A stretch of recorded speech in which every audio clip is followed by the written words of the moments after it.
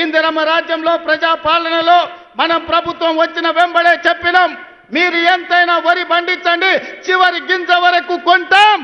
చివరి గింజ వరకు కొనడమే కాదు, 500 రూపాయల బోనస్ ఇస్తామని ఆ ఎల్ల మాట ఇచ్చినాం. 2024-25 సంవత్సరంలో భారతదేశంలోనే అత్యధికంగా వరి పండించినాం.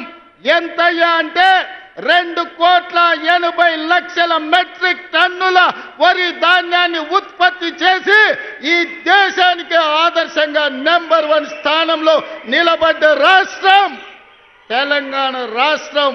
ప్రతి గింజ మన ప్రభుత్వం ప్రజా పాలనలో కొనుగోలు చేసిందని ఈరోజు నేను గర్వంగా చెప్తున్న మిత్రులారా.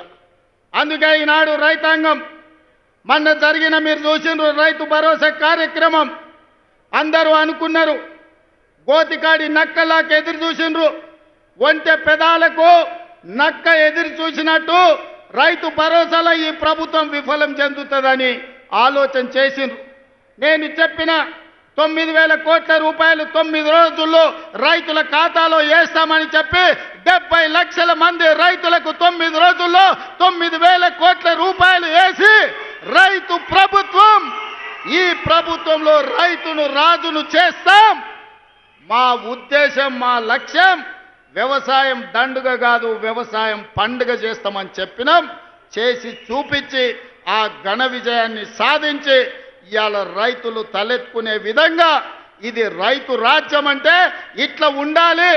24 గంటల ఉచిత కరెంటు ఇవ్వాలి, రైతులు పండించిన పంట కొనాలి, రైతులకు రుణమాఫీ చెయ్యాలి, రైతులకు రైతు భరోసా ఇవ్వాలి అని ఈరోజు ఈ ప్రజా పాలనలో ఇందిరమ్మ రాజ్యంలో మనం అమలు చేసిన మిత్రులారా.